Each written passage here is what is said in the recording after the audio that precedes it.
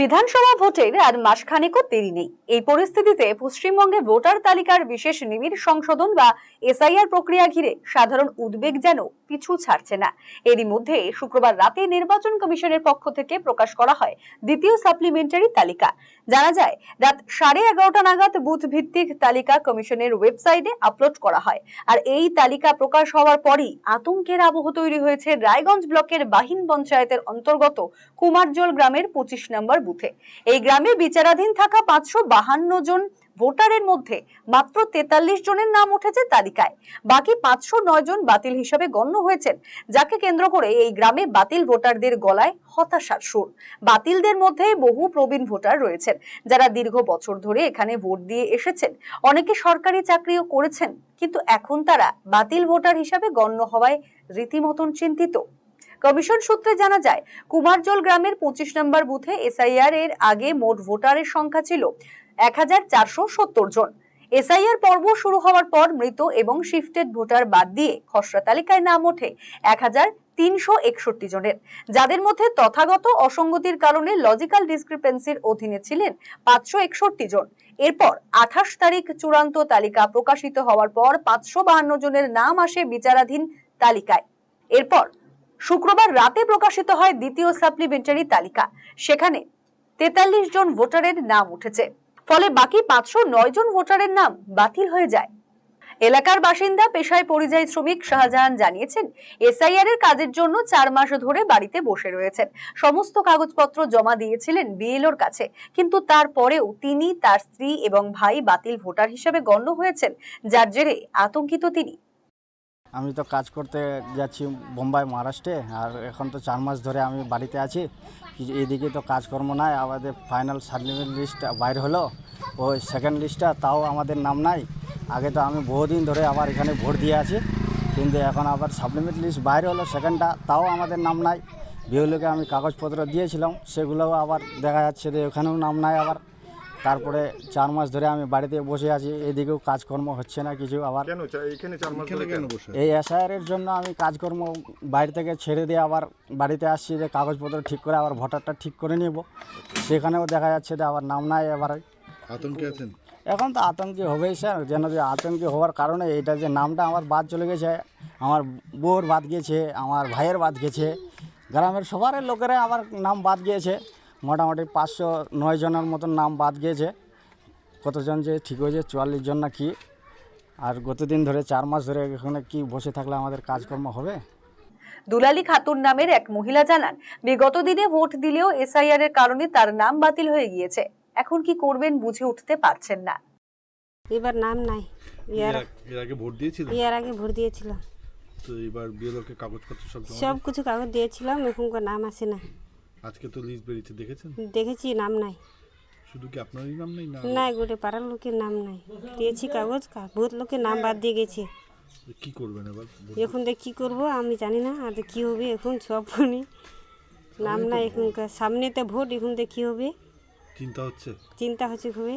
আতঙ্কে আছেন? কি বলবো আর।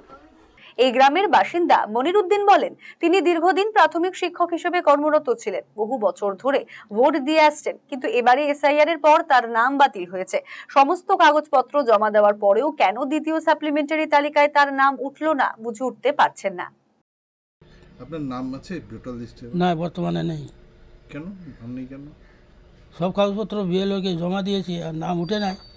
কী যে হলো বুঝতে পারছি না। কি করবেন এখন?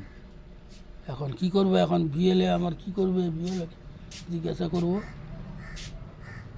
তো আপনি এর আগের ভোটে ভোট দিয়েছেন? হ্যাঁ, ভোট দিয়েছি। তো তখন নাম ছিল? ছিল, ভোটার কার্ডও আছে। হ্যাঁ। আপনি কি করতেন? প্রাইমারি শিক্ষক ছিলাম। এই যে এবার যে ভোটের নাম নেই, আপনার বাড়ির সবার নাম আছে? হ্যাঁ, আমার সবারে আছে, খালি আমার নেই। আপনার ভাইয়ের নাম আছে? ভাইয়ের নাম আছে? ভাইয়ের নাম নাই। ওটা আলাদা বাড়ি, আমার আলাদা বাড়ি। তো এখন কি করবেন বলে চিন্তা করছি? এখন কি করব আমি তো ভেবে স্থির করতে পারছি না। কি করা যাবে, কীভাবে ভোটটা উঠবে। গ্রামবাসী ইব্রাহিম শেখ বলেন, তার জন্ম এই গ্রামে, তিনিও বহুবার ভোট দিয়েছেন। 2002 সালের ভোটার তালিকায় তার নামও রয়েছে, তারপরেও দ্বিতীয় সাপ্লিমেন্টারি তালিকায় তার নাম নেই। যে লিস্ট বেরিয়েছে তাতে আপনার নাম আছে? আমার নাম বলে নাই, শুনছি আগে আগে তো ওই ছিলাম, আপনারা তো ছিলেন ওখানে। 2002 সালের ভোটার লিস্টে আপনার নাম ছিল? ছিল, হ্যাঁ ছিল। আচ্ছা, তারপরে ভোট দিয়েছেন? ভোট দিয়েছি। কতবার ভোট দিয়েছেন? কতবার তো দিয়েছি, ওটা আর খেয়াল নাই মনে। আপনার জন্ম করে হ্যাঁ আমার এখানে। তো ভোটে এতদিন ভোট দিয়েছেন, এখন যে ভোটার লিস্টের নাম নাই, আপনি কাগজপত্র বিএলওকে দিয়েছিলেন? হ্যাঁ দিয়েছিলাম। বিএলও কি বলেছেন? বিএলও ওর সুধার নাম নাই বলে। বিএলওরও নাম নাই? নাম নাই, আপনি কি করছে না করছে আল্লাহ জানে। এ বিষয়ে আমরা কথা বলেছিলাম 25 নম্বর বুথের বিএলও মোহাম্মদ হোসেনের সঙ্গে। তিনি এসআইআর এর শুরু থেকে দ্বিতীয় সাপ্লিমেন্টারি তালিকা পর্যন্ত প্রতিটি পর্বের পরিসংখ্যান দেন। তিনি বলেন, বিচারাধীনে তার এবং তার স্ত্রীর নামও ছিল, দ্বিতীয় সাপ্লিমেন্টারি তালিকায় তাদের নাম এসেছে, কিন্তু এই বুথের 509 জন ভোটারের নাম বাতিল হয়ে গিয়েছে। কমিশনের নিয়ম অনুযায়ী 15 দিনের মধ্যে বাতিল ভোটারদের ট্রাইব্যুনালে অভিযোগ করার কথা, কিন্তু রায়গঞ্জ বিধানসভায় ট্রাইব্যুনাল কোথায় রয়েছে সে ব্যাপারে কোনো ধারণা নেই।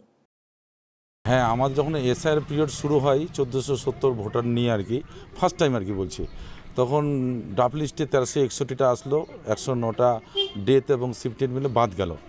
তার মধ্যে এলডি ছিল 561টা। যখন 28 তারিখে চূড়ান্ত তালিকা বাড়ালো, সেখানে আন্ডার অ্যাডজুডিকেশনে পেলাম 552টা।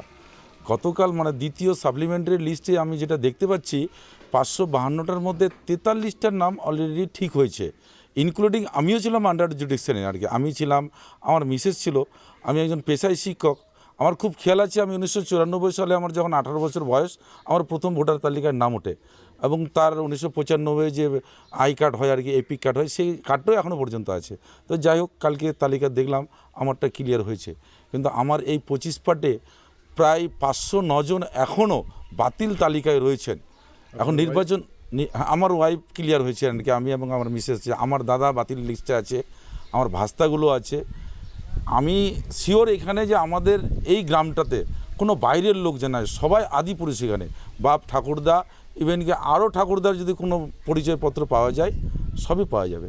কিন্তু কেন যে এরকম কমিশন একটা নির্দিষ্ট এসে করলে কিছু বুঝতে পারছি না। এখন কি করবেন? আপনি তো দায়িত্বপ্রাপ্ত আছেন। এখন দেখেন, সব পাড়ার লোক সকাল থেকে আমাকে রাত্রেবেলা থেকে ফোন করছে, আমি তাদেরকে সদুত্তর দিতে পারছি না, কারণ আমার হায়ার অথরিটি যারা আছেন তাদেরকে আমি কোশ্চেন করলে তারাও দিতে পারছে না। ইভেন কি ডিএম পর্যন্ত মানে কোনো মারফত যোগাযোগ করা হয়েছিল, সেও বলতে পারছেন না যে কি করবেন আর কি, মানে কোনো উত্তর নাই।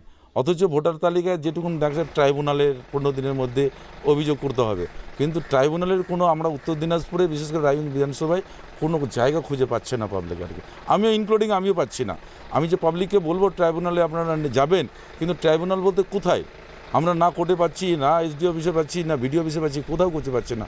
অতএব আগামী 23 এপ্রিল প্রথম দফায় রায়গঞ্জে বিধানসভা নির্বাচন অনুষ্ঠিত হবে, হাতে আর মাত্র কয়েকটা দিন।